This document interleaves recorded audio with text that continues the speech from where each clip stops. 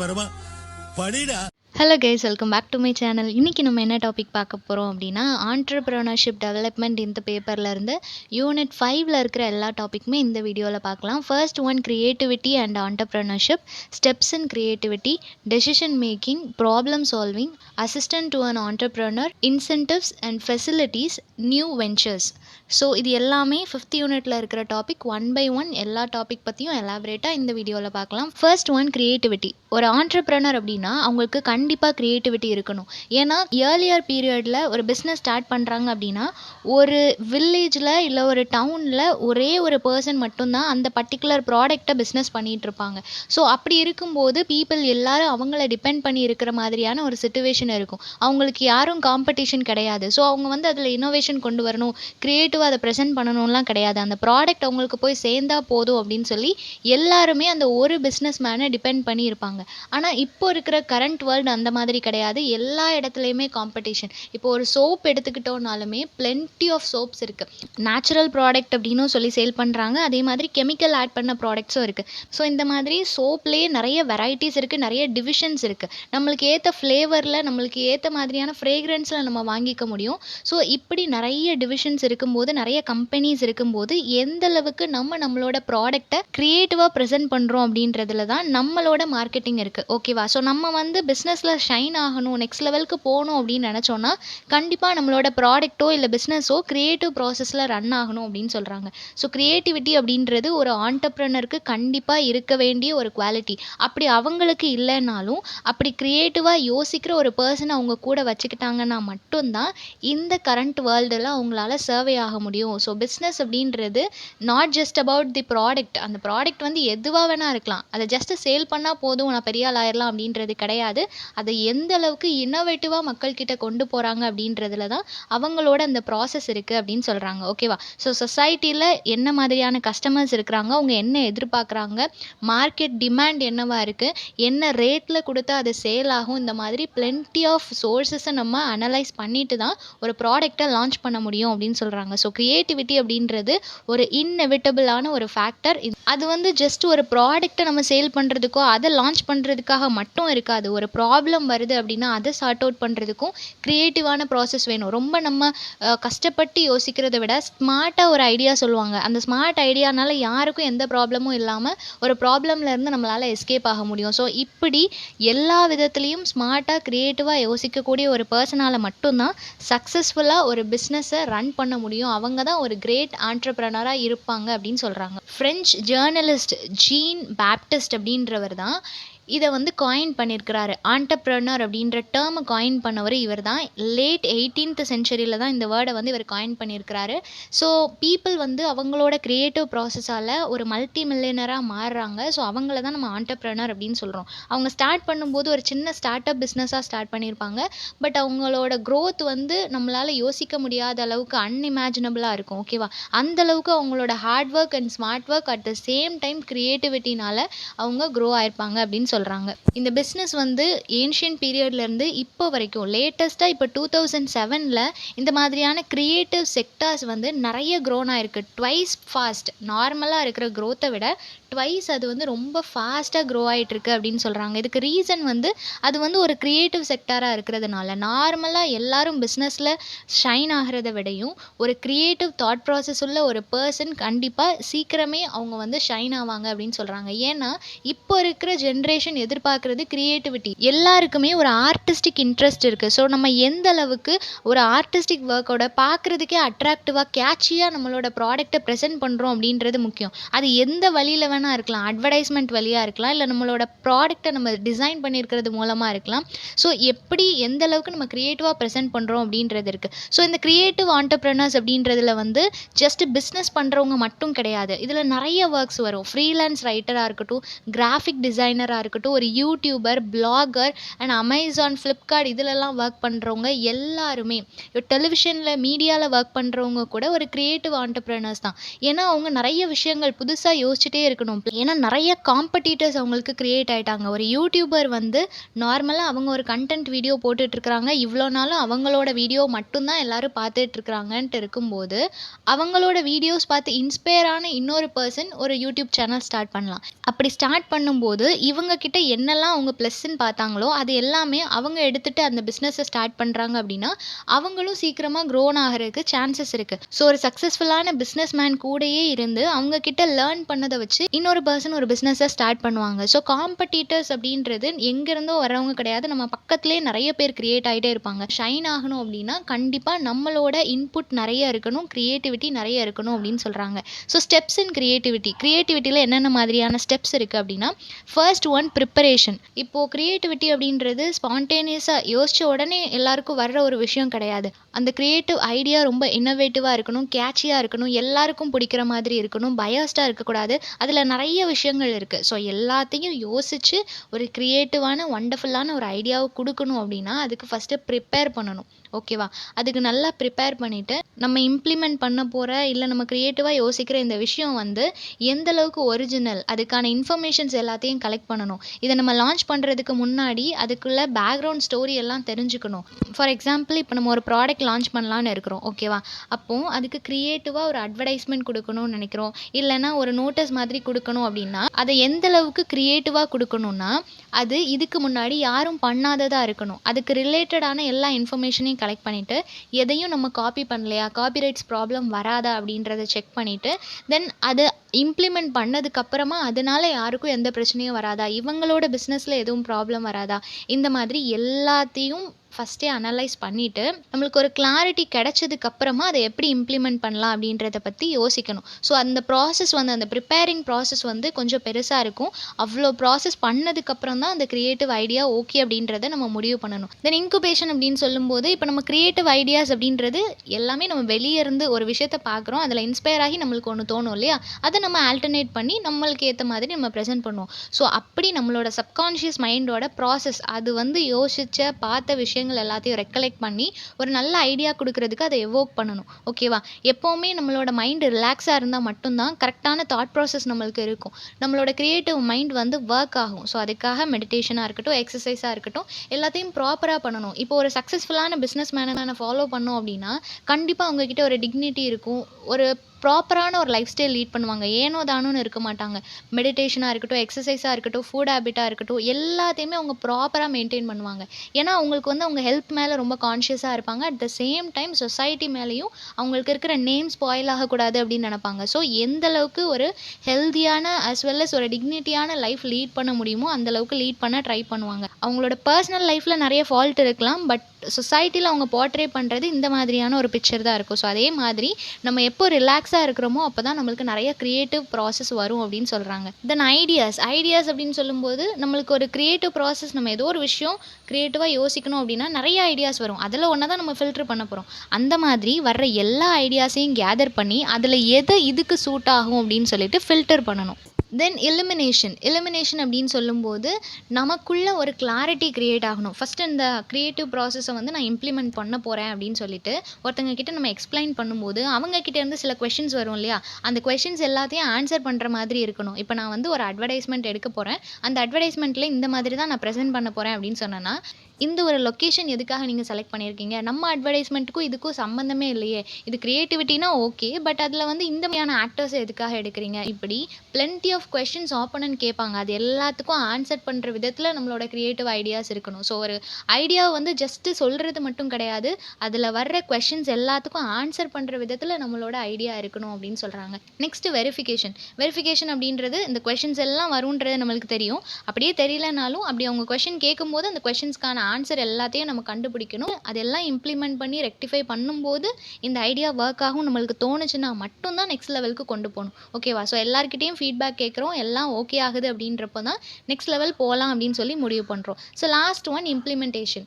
So எல்லார்ட்டையும் idea கேட்டாச்சு, எல்லாமே ஓகே ஆகிடுச்சு, எந்த கொஷனுமே இல்லை, இந்த ப்ராசஸ் வந்து ஒர்க் ஆகும் கிளிக் ஆகும்னு சொல்லி நம்ம நினைக்கிறோம் அப்படின்னா கண்டிப்பாக அந்த ஒரு க்ரியேட்டிவ் ப்ராசஸ், அந்த ஒரு ஐடியாவை நம்ம எடுத்து வைக்கலாம், பிஸ்னஸில் இம்ப்ளிமெண்ட் பண்ணலாம் அப்படின்னு சொல்கிறாங்க. ஓகேவா? ஸோ இதுதான் ஸ்டெப்ஸ் இன் creativity. Next one decision making. Decision making அப்படின்னு சொல்லும்போது, இப்போ ஒரு ஆண்டர்பிரனர் அப்படின்றவங்களுக்கு டே டு டே நிறைய ப்ராப்ளம் வரும். ஓகேவா? அது வந்து சின்ன பிஸ்னஸ் பண்ணுறவங்களா இருக்கட்டும், இல்லை பெரிய பிஸ்னஸ் பண்ணுறவங்களா இருக்கட்டும், கண்டிப்பாக டே டு டே நிறைய ப்ராப்ளம் வந்து ஃபேஸ் பண்ணுவாங்க. ஸோ இது வந்து ஒரு பிஸ்னஸ் மேனாக இருக்கிறது கண்டிப்பாக ஒரு கிரிட்டிக்கலான ஒரு ப்ராசஸ். டே டு டே வர எல்லா ப்ராப்ளமையும் நம்ம எந்த அளவுக்கு கான்ஷியஸாக முடிவெடுத்து அதை ரெக்டிஃபை பண்ணுறோம் அப்படின்றது இருக்குது. ஸோ டே டு டே நம்மளுக்கு ப்ராப்ளம் வருது. அது என்ன மாதிரியான ப்ராப்ளமாக இருக்கும் அப்படின்னா, இப்போ நம்மளுக்கு ஒரு எம்ப்ளாயி வந்து வேலையை விட்டு போயிட்டாங்க. ஸோ ஒரு எம்ப்ளாயி வந்து நம்ம செலக்ட் பண்ணணும் அப்படின்னா, ஒரு பர்ட்டிகுலர் பர்சனை பார்த்த உடனே ஓகே நீங்கள் வேலைக்கு ஜாயின் பண்ணுங்க அப்படின்னு நம்மளால சொல்ல முடியாது. அந்த பர்சன் வந்து எப்படிப்பட்ட பர்சன், அவங்களுக்கு பேக்ரவுண்ட் என்ன, ஏன் ஆல்ரெடி இருந்த கம்பெனிலேருந்து உங்களை வெளியே அனுப்புனாங்க, இந்த மாதிரி எல்லாத்தையும் யோசிச்சுட்டு தான் உங்களுக்கு ஒர்க் கொடுக்கணும். நம்ம பண்ணுறது சின்ன பிஸ்னஸ், நம்மளுக்கே ஒரு கம்மியான ஏர்னிங்ஸ் தான் வருது. அதில் ஒரு பர்சனை நம்ம வேலைக்கு வைக்கிறோம் அப்படின்னா, அந்த பர்சன் எந்த அளவுக்கு நம்மளுக்கு லாயலாக இருக்கிறாங்களோ அப்போ தான் நம்மளுக்கும் அதில் ப்ராஃபிட் கிடைக்கும். இல்லை அப்படின்னா அவங்களால அந்த பிஸ்னஸே ஸ்பாயில் ஆகிறதுக்கு சான்சஸ் இருக்குது. ஸோ ஒரு பர்சனை எம்ப்ளாய்மெண்ட்டில் வைக்கணும் அப்படின்னா அதுக்கு நம்ம எடுக்கிற டெசிஷன் வந்து ரொம்ப முக்கியம்.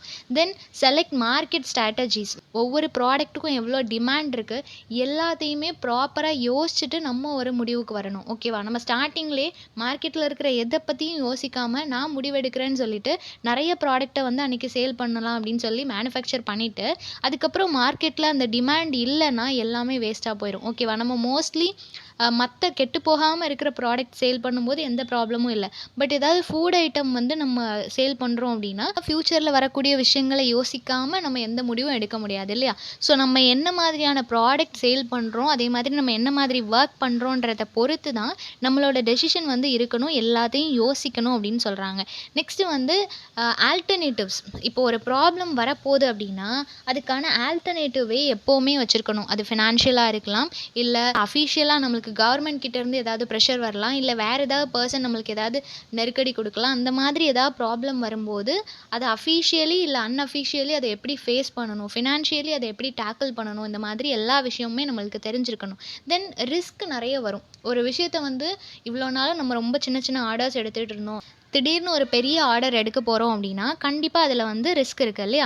ஸோ அந்த ரிஸ்க் எடுக்கிறதுக்கு முன்னாடி அந்த பர்டிகுலர் டீலர் வந்து கிளைண்ட் வந்து நம்மளுக்கு ஒரு ட்ரஸ்டபுளாக ஒரு லாயலாக இருக்கிறாங்களா, அவங்கள நம்பி நம்ம இதை பண்ணலாமா அப்படின்றத யோசிச்சுட்டு அதுக்கப்புறம் முடிவெடுக்கணும் அப்படின்னு சொல்கிறாங்க. நெக்ஸ்ட்டு வந்து டார்கெட் ஆடியன்ஸ். நம்ம ஈஸியாக இவ்வளோ பேர் வாங்குவாங்க நான் நம்புகிறேன் அப்படின்னு சொல்லிட்டு ஒரு டெசிஷனுக்கு வந்துட்டு ப்ராடக்ட் எல்லாத்தையும் சேல் பண்ண ஸ்டார்ட் பண்ணிடக்கூடாது. ஃபஸ்ட்டு ஆடியன்ஸை செட் பண்ணிக்கணும்.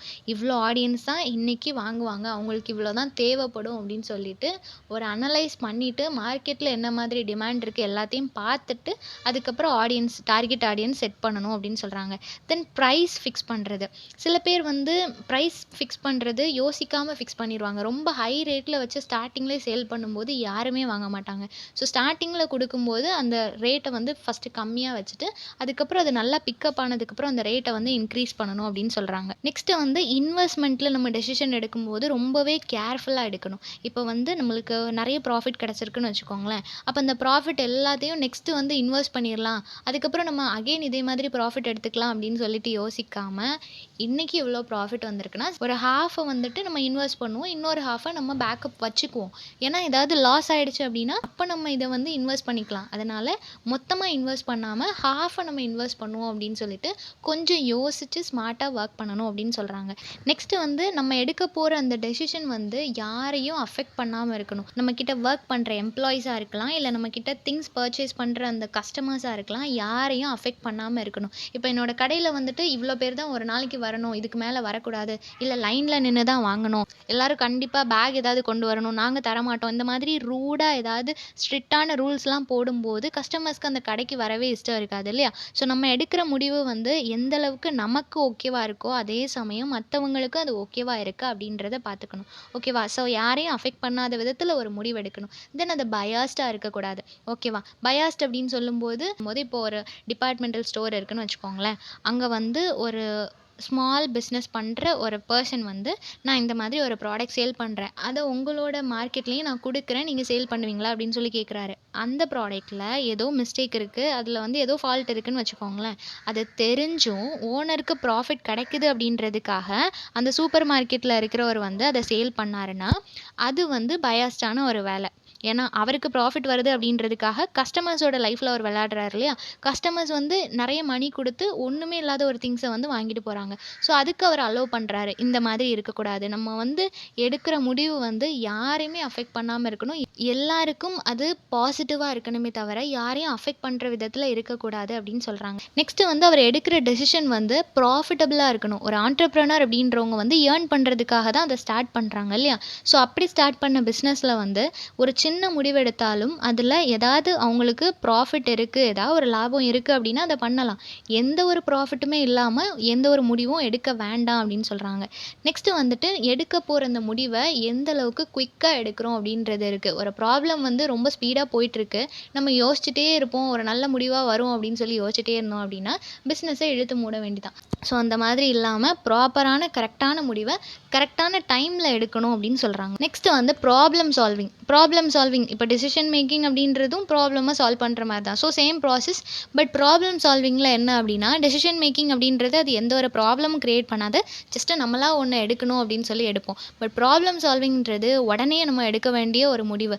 ஏன்னா ப்ராப்ளம் அப்படின்னு ஒன்று க்ரியேட் ஆகிடுச்சு அப்படின்னா அன்எக்ஸ்பெக்டடாக ஒவ்வொரு இடத்துலையும் அது ஸ்பாயில் பண்ணும். ஓகேவா? நம்ம வந்து இது நம்ம ஸ்டோரில் வந்த ப்ராப்ளம் தானே அப்படின்னு நினைப்போம். பட் அது நம்ம ஃபேமிலியை அஃபெக்ட் பண்ணும், நம்ம எம்ப்ளாயீஸை அஃபெக்ட் பண்ணும், இல்லை அவங்களோட கிளைண்ட்ஸ் அண்ட் பார்ட்னர்ஸை அஃபெக்ட் பண்ணும். இந்த மாதிரி அவங்க எதிர்பாராத விதத்தில் நிறைய விதமான ஃபெயிலியர்ஸ் நடக்கிறதுக்கு சான்சஸ் இருக்குது. ஸோ ஒரு ப்ராப்ளம் சால்விங் ஸ்கில் அப்படின்றது ஒரு பிஸ்னஸில் ரொம்பவே எசென்ஷியலான ஒன்று அப்படின்னு சொல்கிறாங்க. ஏன்னா ப்ராப்ளம்ஸ் அப்படின்றது அன்எக்ஸ்பெக்டடாக வரும். திடீர்னு வந்து நம்மளுக்கு ஃபினான்ஷியலி நம்ம டவுன் ஆயிரும், ஏதாவது ஒன்று லாஸ் ஆயிரும். கஸ்டமர்ஸ் வந்து நம்மளோட ப்ராடக்ட் மேலே திடீர்னு அவங்க ஏதாவது ஒரு அக்யூசேஷன் எடுத்து வைப்பாங்க. ப்ராடக்ட் வந்து எங்களுக்கு சாட்டிஸ்ஃபைடாக இல்லை, இவ்வளோ நாளும் நல்லா இருந்துச்சு, இப்போ நல்லா இல்லை அப்படின்னு சொல்லுவாங்க. தென் காம்படிஷன்ஸ் நிறைய க்ரியேட் ஆகும்போது அது ஒரு ப்ரெஷர் ஆகும். தென் நம்மக்கிட்ட ஒரு க்ரியேட்டிவ் ப்ராசஸ் இல்லை அப்படின்னா அங்கே வந்து கஸ்டமர்ஸ் நிறைய பேர் லேக் ஆகிறதுக்கு சான்சஸ் இருக்குது. தென் மார்க்கெட்டோட ரேட் சடனாக டவுன் ஆகிடுச்சு, நம்ம வந்து நிறைய ப்ராடக்ட் மேனுஃபேக்சர் பண்ணி வச்சுருக்கோம் அப்படின்னா அது எல்லாமே வேஸ்ட் ஆகும். ஸோ இந்த மாதிரி பிளென்டி ஆஃப் சோர்சஸ் நம்ம அன்எக்ஸ்பெக்டடாக நிறைய இடங்கள்லேருந்து நம்மளுக்கு ப்ராப்ளம் வர சான்சஸ் இருக்குது. ஸோ அந்த மாதிரி ப்ராப்ளம் வரும்போது அதை எப்படி நம்ம சால்வ் பண்ணணும் அப்படின்னா காம்பினேஷன் ஆஃப் அனாலிட்டிக்கல் திங்கிங். நம்ம இதுக்கு முன்னாடி நிறைய எக்ஸ்பீரியன்ஸ் பண்ணியிருப்போம், நிறைய ப்ராப்ளம்ஸ் எல்லாமே பார்த்துருப்போம். ஸோ அதிலேருந்து அனலைஸ் பண்ணி ஓகே இந்த மாதிரி நம்ம பண்ணோன்னா இதை வந்து சார்ட் அவுட் பண்ண முடியும் அப்படின்னு சொல்லிட்டு நம்மளோட எக்ஸ்பீரியன்ஸை வச்சு நம்ம இதை சார்ட் அவுட் பண்ண ட்ரை பண்ணணும். நெக்ஸ்ட்டு வந்து பிரெயின் ஸ்டார்மிங் மெத்தடை யூஸ் பண்ணலாம். நிறைய பேர்கிட்ட வந்து ஐடியாஸ் கேட்கலாம். அந்த ஐடியாஸ் கேட்குறவங்க வந்து நம்மக்கிட்ட உண்மையாக இருக்கிறவங்க, நம்மளோட சக்ஸஸை பார்த்து எந்த விதத்துலேயும் ஃபீல் பண்ணாதவங்க, நம்ம நல்லா வரணும்னு நினைக்கிற ஒரு பர்சன் கிட்ட, நம்பிக்கையான ஒரு பர்சன் கிட்ட நம்ம கேட்கலாம். மற்றபடி நம்மளோட காம்படிட்டர்ஸ் கிட்டேயோ நம்மளை எனிமியாக பார்க்குறவங்க கிட்டேயோ நம்ம கேட்டோம் அப்படின்னா கண்டிப்பாக அது வந்து நம்மளோட ஃப்ளாக்கு ஒரு பெரிய ஸ்டெப்பிங் ஸ்டோனாக இருக்கும். ஸோ அந்த மாதிரி இல்லாமல் செலக்டிவான பர்சன்ஸ், நம்பிக்கையான பர்சன்ஸ் கிட்ட நம்ம சஜஷன் கேட்கலாம். தென் ஸ்வாட் அனாலிசிஸ் பண்ணலாம். நம்மளோட ஸ்ட்ரென்த் என்ன, வீக்னஸ் என்ன, எதுக்காக இந்த மாதிரி ப்ராப்ளம் வந்துச்சு, அதை எப்படி நம்ம ரெக்டிஃபை பண்ணலாம். ஸோ இது வரைக்கும் ஒரு பிஸ்னஸ் ஸ்டார்ட் பண்ணி எந்த ப்ராப்ளமும் இல்லாமல் போயிட்டுருக்கு அப்படின்னா அவங்களுக்கு எந்த ஒரு எக்ஸ்பீரியன்ஸும் இல்லை. சடனாக ஒரு ப்ராப்ளம் வரும்போது அதை எப்படி ரெக்டிஃபை பண்ணணுன்றது அவங்களுக்கு தெரியாது. பட் அவங்கக்கிட்ட ஒரு நல்ல க்ரியேட்டிவ் ப்ராசஸ் இருந்துச்சு, அவங்களுக்கு எப்படி அதை ஹேண்டில் பண்ணணும்னு தெரிஞ்சிச்சு அப்படின்னா அதுக்கப்புறம் வர்ற எல்லா ப்ராப்ளமுமே அவங்களால ரெக்டிஃபை பண்ண முடியும். ஸோ ஸ்வாட் அனாலிசிஸ் அப்படின்னு சொல்லும்போது strength, weakness, opportunities and threads.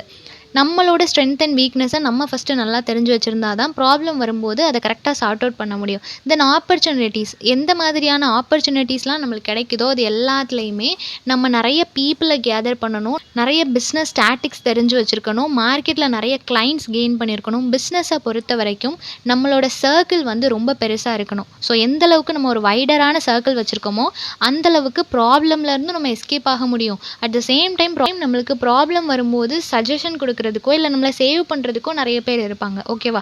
முடிஞ்ச அளவுக்கு நம்ம லாயலான ஒரு பர்சனாக நம்மளோட பிஸ்னஸை கொண்டு போனோம் அப்படின்னா என்ன ப்ராப்ளம் வந்தாலும் நம்மளால் சார்ட் அவுட் பண்ண முடியும் அப்படின்னு சொல்கிறாங்க. Last one, root cause analysis.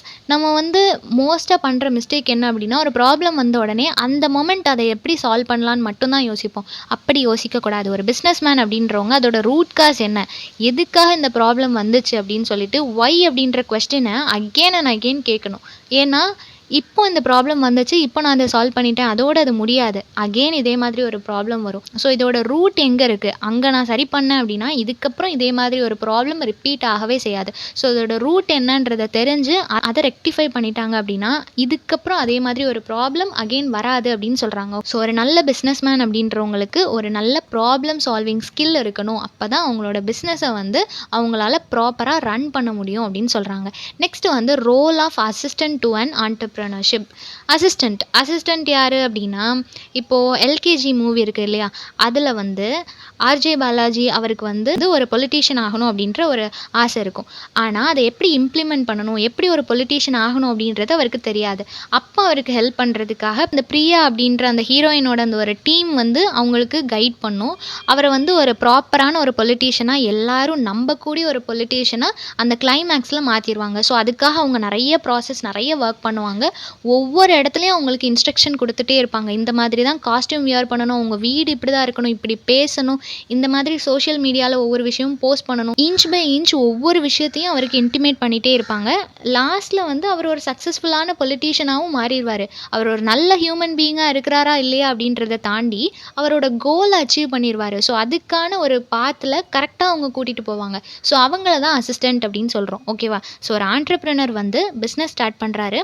ஆனால் அவருக்கு வந்து அதில் இருக்கிற நிறைய விஷயங்கள் தெரியலை, இல்லை அவர் ஒரு சிங்கிள் பர்சனாக அவரால் எல்லாத்தையும் மேனேஜ் பண்ண முடியல அப்படின்னா அவருக்கு அசிஸ்டன்ட் அப்படின்னு ஒரு பர்சனை வச்சுக்கிறாரு. ஓகேவா? அந்த பர்சன் வந்து இவருக்கு ரொம்ப லாயலாக இருக்கணும். அட் த சேம் டைம் இவருக்கு எல்லாமுமாவும் இருக்கணும். எல்லா விதத்துலேயும் இவரை கைட் பண்ணணும். இவரை சக்ஸஸை நோக்கி கூட்டிகிட்டு போகிற ஒரு பர்சனாக இருக்கணும் அப்படின்னு சொல்கிறாங்க. அவங்களோட எய்ம் என்னவா இருக்குது அப்படின்னா, அவங்கள வந்து ஒரு சக்ஸஸ்ஃபுல்லான ஆண்டர்பிரினராக மாற்றணும் அப்படின்றது மட்டும்தான் அந்த அசிஸ்டண்ட்டுக்கு ஒரு எய்மாக இருக்கும். ஓகேவா? நிறைய அட்மினிஸ்ட்ரேட்டிவ் டாஸ்க் எல்லாமே அவங்க பண்ணிகிட்டு இருப்பாங்க. என்ன மாதிரி ஒர்க் அப்படின்னா, அந்த ஆண்டர்பிரினர் அப்படின்றவங்க அவங்க பிஸ்னஸையும் பார்க்கணும், ஆஸ் வெல் அஸ் அவங்களுக்கு நிறைய மீட்டிங்ஸாக இருக்கட்டும், நிறைய கிளைண்ட்ஸை மீட் பண்ண வேண்டியது இருக்கும், கஸ்டமர்ஸோட அந்த ரிவ்யூஸ் எல்லாத்தையும் பார்க்க வேண்டியது இருக்கும். ஸோ பிளென்டி ஆஃப் ஒர்க்ஸ் இருக்கும் இல்லையா? ஒரே ஆளாக எல்லாத்தையும் மேனேஜ் பண்ண முடியாமல் இருக்கும்போது இந்த அசிஸ்டண்ட் வந்து அந்த மற்ற ஒர்க்லாம் பார்த்துக்கிறாங்க. அதாவது ஒரு மீட்டிங்க்கு ஷெட்யூல் போடுறது, இல்லை கேலண்டர்ஸை மேனேஜ் பண்ணுறது, நிறைய ஃபைல்ஸ் ஆர்கனைஸ் பண்ணுறது, டாக்குமெண்ட்ஸ் ப்ரிப்பேர் பண்ணுறது, இந்த மாதிரி நிறைய கான்ஃபிடென்ஷியலான ஒர்க் எல்லாமே அவங்க பார்த்துக்கிறாங்க. ஓகேவா? ஆர்கனைசராகவும் இருப்பாங்க. அட் த சேம் டைம் அவங்களுக்கு ஐடியாஸ் ப்ரொவைட் பண்ணுற அவங்களுக்கு ஒரு மென்டார் மாதிரியும் ஒர்க் பண்ணிகிட்ருப்பாங்க. எல்லா விதத்துலேயும் அவங்களுக்கு கைடன்ஸ் கொடுப்பாங்க. அவங்கள வந்து ப்ராப்பராக ஒரு ஆண்டர்பிரினராக ஆக்ட் பண்ண வைக்கிறதுக்கான எல்லா விதத்துலேயும் இந்த அசிஸ்டண்ட் வந்து ஹெல்ப் பண்ணிகிட்ருப்பாங்க. தென் அவங்க வந்து ஒரு ரிசர்ச் பண்ணுவாங்க. என்ன மாதிரி அப்படின்னா, இண்டஸ்ட்ரியில் இருக்கிற ட்ரெண்ட்ஸ், இப்போ கரண்ட் ஜென்ரேஷன் என்ன விரும்புகிறாங்க, என்ன மாதிரி அவங்களுக்கு கண்டென்ட் வேணும், என்ன மாதிரியான ப்ராடக்ட் அவங்களுக்கு வேணும், என்ன டிசைனில் வேணும் அப்படின்ற எல்லாத்தையுமே அவங்க அனலைஸ் பண்ணிகிட்டே இருப்பாங்க. டே டு டே அவங்க அப்டேட்டடாக இருந்தால் மட்டும்தான் ப்ராப்பராக அவங்களுக்கு கைடன்ஸ் கொடுக்க முடியும். தென் இன்வெஸ்டிகேட் பண்ணுவாங்க. அவங்களோட காம்படிட்டர்ஸ் யாரெல்லாம், இந்த பர்டிகுலர் பிஸ்னஸ் மேனை யாரெல்லாம் காம்படிஷனாக நினைக்கிறா, இவங்களை யார் ஃபாலோ பண்ணுறா, யார் இவங்கள வந்து டிஃபீட் பண்ணணும்னு ட்ரை பண்ணுறா, இந்த மாதிரி எல்லாத்தையுமே இன்வெஸ்டிகேட் பண்ணி ஒரு ப்ராப்பரான அனலைசிஸ்க்குள்ளே வருவாங்க. தென் அவங்களுக்கு இருக்கிற ஆப்பர்ச்சுனிட்டிஸ் எல்லாம் என்னென்ன அப்படின்னு தெரிஞ்சுக்குவாங்க. இப்போ மார்க்கெட்டில் வந்து ஒரு பிஸ்னஸ் மேனுக்கு ஒரு கிளைண்ட் கிடைக்கிறாங்க, இல்லை ஏதோ ஒரு டெண்டரோ வாட் எவர் இட் இஸ், ஏதோ ஒன்று கிடைக்குது அப்படின்னா அதை எப்படி யூட்டிலைஸ் பண்ணிக்கலாம், அதிலேருந்து எப்படி ப்ராஃபிட் பார்க்கலான்னு சொல்லிட்டு நிறைய புது புது ஆப்பர்ச்சுனிட்டிஸ் எங்கெல்லாம் இருக்கோ எல்லாத்தையும் சர்ச் பண்ணுவாங்க. அதை கேதர் பண்ணிப்பாங்க. அதை எப்படியாவது கேப்சர் பண்ணணும்னு ட்ரை பண்ணுவாங்க. தென் கம்யூனிகேஷன் மேனேஜ்மெண்ட். ஒரு ஆண்டர்பிரினராக இருக்கிறவங்க அவ்வளோ பிஸியாக இருக்கும்போது எல்லார்கிட்டேயும் ப்ராப்பராக அவங்களால கம்யூனிகேஷன் பண்ண முடியாது. அப்படி இருக்கும்போது இந்த அசிஸ்டண்ட் வந்து அதை டேக்கிள் பண்ணுறாங்க.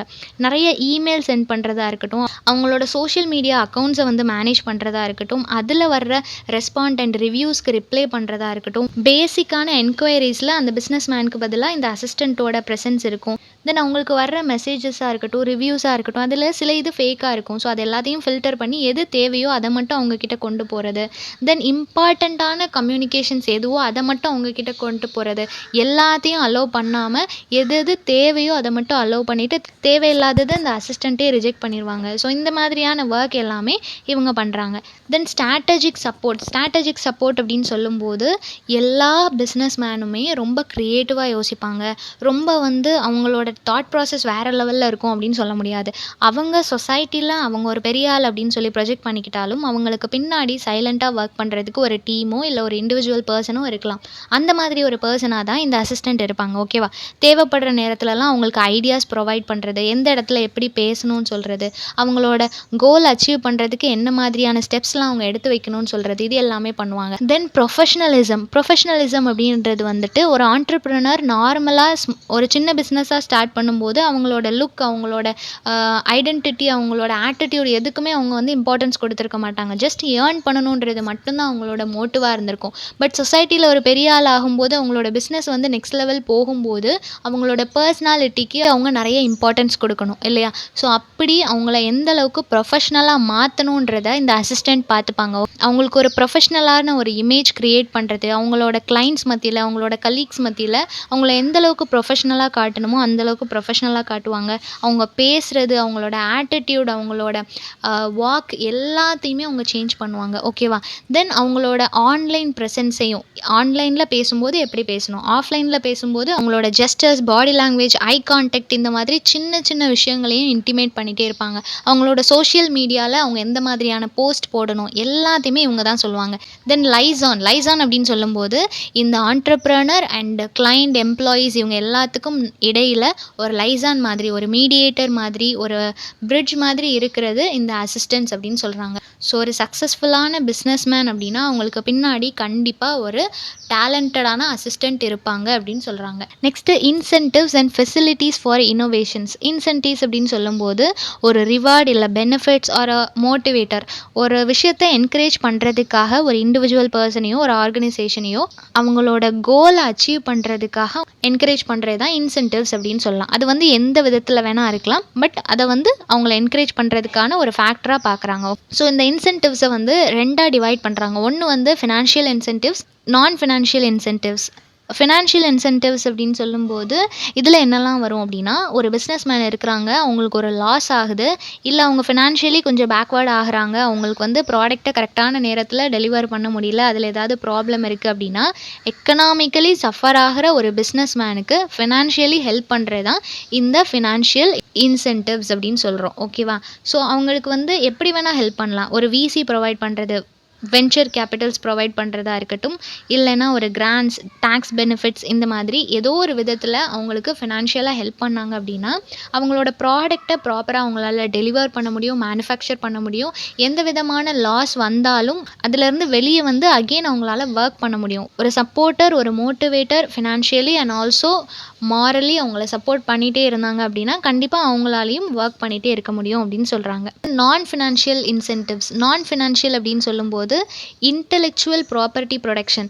இப்போது நம்மளுக்கு ஃபினான்ஷியலாக நம்மளுக்கு சப்போர்ட் இல்லாதப்போ ஹெல்ப் பண்ணுறதை தாண்டி நம்மளுக்கு ஒரு ஐடியா கொடுக்குறதா இருக்கட்டும், ஒரு ப்ராப்ளம் வரும்போது இந்த மாதிரி நீ பண்ணனா அந்த ப்ராப்ளம்லேருந்து நீ வெளியே வரலாம், அஃபிஷியலாக போனாலும் இந்த ப்ராப்ளம் சார்ட் அவுட் பண்ண முடியும் அப்படின்னு சொல்லிட்டு ஒரு ப்ராப்பரான கைடன்ஸ் கொடுக்கறது மூலமாகவும் ஒரு பர்சனை நம்ம என்கரேஜ் பண்ணலாம், அவங்களுக்கான ப்ராப்ளமை நம்ம சார்ட் அவுட் பண்ண முடியும் அப்படின்னு சொல்கிறாங்க.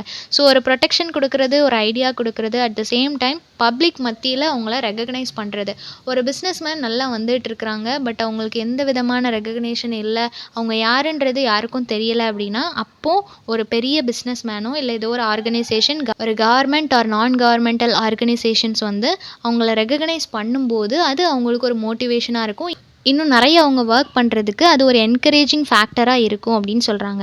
தென் ஃபெசிலிட்டிஸ் அப்படின்னு சொல்லும்போது இது ஃபிசிக்கல் அண்ட் டெக்னாலஜிக்கல் இன்ஃப்ராஸ்ட்ரக்சர்.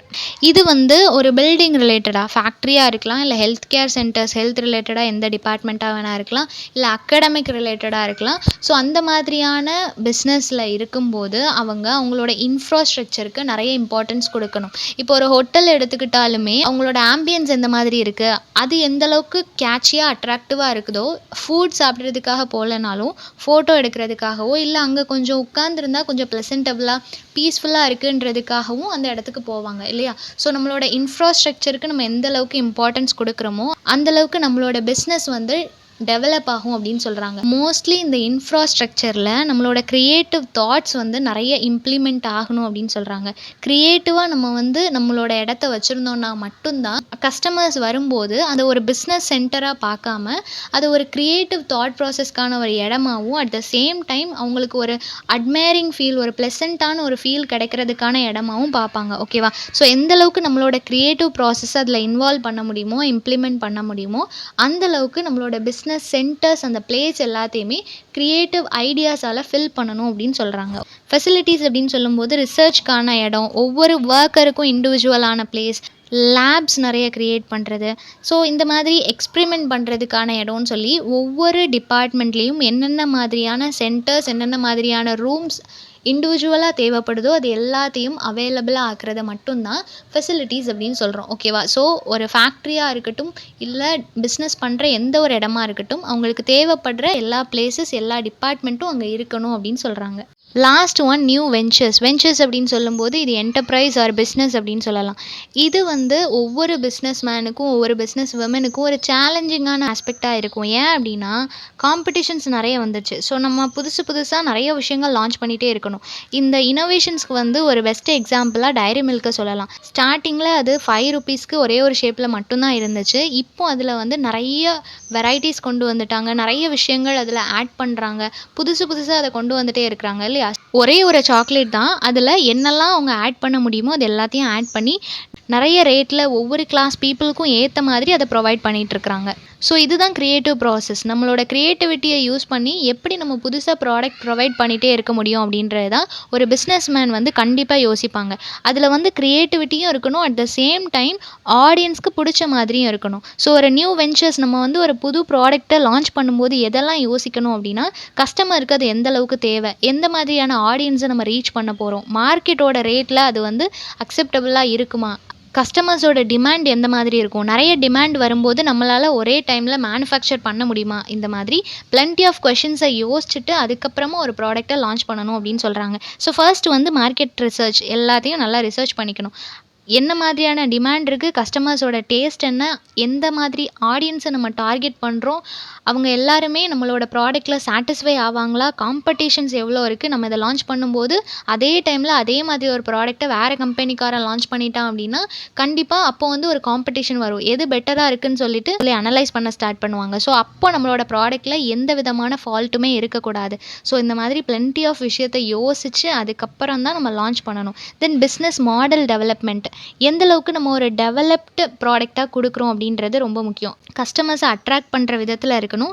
தென் நிறைய ப்ராஃபிட் கெயின் பண்ணுற மாதிரி இருக்கணும். அந்த திங்ஸ் வந்து லாங் லாஸ்டிங்காக இருக்கணும். போன உடனே ஒரு 2 months நல்லா சேல் ஆகுது, அதுக்கப்புறம் அது அப்படி காணாமல் போயிடுச்சு அப்படின்னு இருக்கக்கூடாது. லாங் லாஸ்டிங்காக எப்போவுமே அந்த ப்ராடக்ட் சேல் ஆகிட்டே இருக்கணும் அப்படின்னு சொல்கிறாங்க. தென் முக்கியமான விஷயம் அவங்க என்ன அனலைஸ் பண்ணணும் அப்படின்னா, எந்த மாதிரி பிளாட்ஃபார்மில் இருந்து நம்மளோட ப்ராடக்ட்டை பற்றி ஆடியன்ஸ் தெரிஞ்சுக்கிறாங்க, கஸ்டமர்ஸ் தெரிஞ்சுக்கிறாங்க அப்படின்றத பற்றி அவங்களுக்கு தெரிஞ்சிருக்கணும். இப்போ நம்ம யூடியூப்பில் வந்து ஏதோ ஒரு வீடியோ பார்க்குறோன்னா அதில் வந்து ஒரு சர்வே மாதிரி கேட்பாங்க.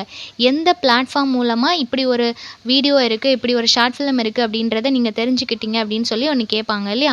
அப்போ நம்ம கொடுக்குற அந்த ஆன்சரை வச்சு மெஜாரிட்டி ஆஃப் பீப்புள் எது மூலமாக தெரிஞ்சுக்கிட்டாங்கன்றதை தெரிஞ்சுட்டு அதில் அவங்க கண்டினியூ பண்ணுவாங்க. வெப்சைட் மூலமாக நம்ம இப்படி ஒரு ஷார்ட் ஃபிலிம் ரிலீஸ் ஆயிருக்கு அப்படின்றத பார்த்தோன்னா இனி அவங்க எடுக்கக்கூடிய ஷார்ட் ஃபிலிம்க்கான ப்ரொமோஷன்ஸ் எல்லாத்தையும் அவங்க அந்த வெப்சைட்டில் தான் அப்டேட் பண்ணுவாங்க.